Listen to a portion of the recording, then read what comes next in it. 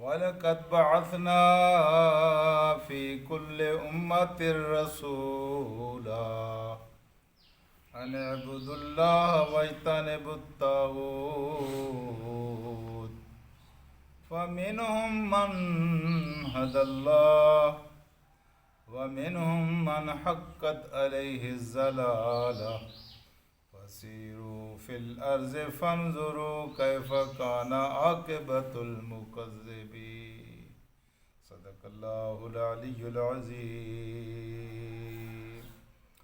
رفقائے گرامی، یہ ہم سب کو معلوم ہے کہ اللہ پاک نے انسان کو پیدا کیا ہے تو انسان کی زندگی اور اس کی حیاتی کے بقا اور احیاء کے لیے اس نے وافر مقدار میں اس کی روزی اور رزق کے لیے بڑی محتاط میں اس نے وسائل پیدا فرما دیے ہیں تاکہ یہ انسان زندہ رہے، اور پھر اس زندگی میں چونکہ اس کے ہر عمل کی کوئی نہ کوئی جزا ہے یا کوئی نہ کوئی سزا ہے۔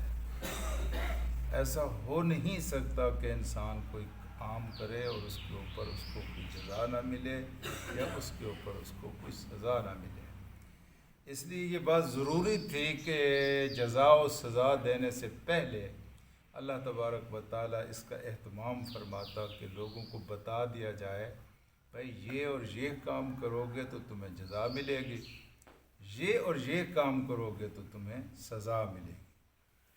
تو جس طرح اللہ پاک نے رزق اور روزی کا اہتمام اپنے ذمہ دیا ہے، اس طرح اللہ پاک نے انسانوں کی ہدایت و رہنمائی کا انتظام بھی اپنے ذمہ دیا ہے۔ کوئی زمانہ ایسا نہیں گزرا ہے اور کوئی امت ایسی نہیں گزری ہے جس میں اللہ پاک نے یہ اتمام حجت نہ کیا ہو، اس کی طرف اپنے رسول نہ بھیجے ہوں۔ اللہ تعالیٰ نے اپنے رسول بھی بھیجے اور پھر رسولوں نے اپنے رسول بھی بھیجے۔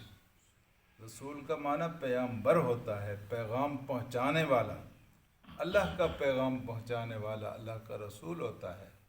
پھر اللہ کے رسول اپنے جو آگے پیغمبر یا پیغام پہنچانے والے بھیجتے ہیں وہ جو سمجھے کہ وہ رسول کے رسول ہوتے ہیں، تو ہر ہدایت کا راستہ دکھانے والا ایک لحاظ سے وہ رسالت کا نمائندہ ہوتا ہے اور وہ رسالت والے پیغام پہنچا رہا ہوتا ہے۔ اللہ پاک کہتا ہے وَلَقَدْ بَعَثْنَا فِي كُلِّ أُمَّةٍ رَسُولًا، ہم نے ہر امت میں ایک رسول بھیجا ہے۔ کوئی زمانہ ایسا نہیں گزرا ہے اور کوئی قوم ایسی نہیں گزری ہے جس میں اللہ تبارک و تعالی نے اپنا کوئی رسول نہ بھیجا ہو اس کو بتانے کے لیے کہ بھائی یہ اور یہ کام کرو گے تو تمہیں اس کے اوپر انعام ملے گا، جزا ملے گی، جنت ملے گی، اور یہ کام کرو گے تو اس کے اوپر سزا ہے، بےعزتی ہے اور آخر میں عذاب ہے۔ اللہ تعالیٰ نے یہ اپنا ہر دور میں اس بات کا اہتمام کیا ہے، اور ان رسولوں نے جو بات کہی ہے، دو باتیں کہی ہیں اور سارے کا سارا ان کا پیغام اور ان کی دعوت ان دو باتوں کے اندر سمٹ کر آ گئی ہے۔ دو باتیں، ایک بات کے کرنے کا حکم دیا، ایک بات سے منع کیا ہے۔ ان دو باتوں کے اندر نبیوں کی ساری دعوت جو ہے نا جی بالکل سمٹ کر آ گئی ہے۔ ساری دعوت کو جس طرح جمع کر کے پیش کر دیا جاتا ہے اللہ تعالیٰ کے قرآن نے اس طرح پیش کیا ہے۔ کیا وہ دو باتیں تھیں؟ پہلی بات یہ تھی کہ ان اعبدوا اللہ، بس اللہ کی عبادت کرو۔ یہ اللہ کی عبادت، محبت ساری اللہ کے لیے، پوجا و پرستش کے سارے طریقے، رکوع ہے، سجود ہے، ہاتھ باندھنا ہے، کسی کے گھر کا طواف کرنا ہے، یعنی جو بھی عبادت کے طریقے ہیں وہ صرف اور صرف اللہ کے لیے ہیں، اللہ کے علاوہ کسی دوسرے کے لیے نہیں ہیں، چاہے وہ اللہ کا نبی ہی کیوں نہ ہو، ٹھیک ہے۔ اور پھر پوجا و پرستش کے ساتھ اطاعت و فرما برداری بھی صرف اور صرف اللہ کی۔ اللہ نے جس چیز کا حکم دیا ہے وہی چیز کرنی ہے، یعنی رسول بھی اس بات کا مجاز نہیں ہے کہ اپنی طرف سے کہے، رسول بھی اللہ کا دیا ہوا حکم لوگوں تک پہنچاتا ہے۔ حلت و حرمت، کسی چیز کے حلال اور حرام ہونے کا، کسی چیز کے ناجائز اور ناجائز بنانے کا اختیار صرف اور صرف اللہ کو ہے، اللہ کے علاوہ کسی دوسرے کو نہیں۔ تو عبادت ان 3 چیزوں کا نام ہے میرے عزیز دوستو، جس طرح کہ ہم بتایا کرتے ہیں۔ ایک محبت، جو معبود ہے اس سے آپ کو محبت ہونی چاہیے، اور اس کا آخری امتحان اللہ تعالیٰ اپنے پیارے بندوں سے لیتا ہے جب اس کو پتہ چل جاتا ہے کہ ایک بوڑھا آدمی 90 سال کی عمر میں دعائیں مانگ مانگ کر اپنا بیٹا پاتا ہے، تو خدشہ تھا یا اس بات کا خیال کیا جاتا تھا کہ اس کو اب اپنے بیٹے سے شدید تر محبت ہوگی۔ تو پھر اللہ تعالیٰ نے کس طرح امتحان لیا کہ کہا بیٹے کو ذبح کرو نا، ہے جی، کیونکہ بڑے لوگوں کے امتحان بھی بڑے ہوتے ہیں۔ پھر اللہ پاک نے ان سے بڑا امتحان لیا تو پھر اب مقام بھی بہت بڑا عطا کر دیا، ہے جی۔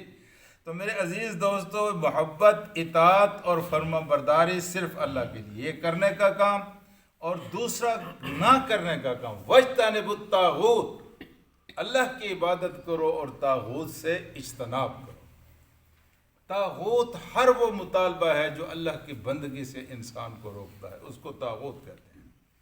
وَمَن يَكْفُرْ بِالطَّاغُوتِ، جس نے طاغوت کا انکار کیا، وَيُؤْمِنْ بِاللَّهِ، اور اللہ پر ایمان لے آیا، فَقَدِ اسْتَمْسَكَ بِالْعُرْوَةِ الْوُثْقَىٰ لَا انفصام لَهَا، اس نے ایک مضبوط رسی کو پکڑ لیا، لا انفصام لها، جس کے نصیب میں ٹوٹنا ہے ہی نہیں، وہ اس کو خدا تک پہنچا کر چھوڑے گی، ہے جی۔ تو میرے عزیز دوستو، اللہ کی عبادت اور طاغوت سے اجتناب، یہ سارے کے سارے طواغیت ہیں۔ یہ برادری کا بت ہے، یہ لسانیت کا بت ہے، یہ قومیت کا بت ہے، یہ سارے کے سارے بت ہیں جن کو انسان اللہ کے مقابلے میں رکھ کر پوچھتا ہے اور ان کی اطاعت کرتا ہے۔ خود اپنی خواہشات نفس کبھی کبھی بت بن جاتی ہیں۔ یہ سارے کے جو اللہ کی بندگی اور اطاعت کے راستے میں رکاوٹ بنتا ہے وہ طاغوت ہے۔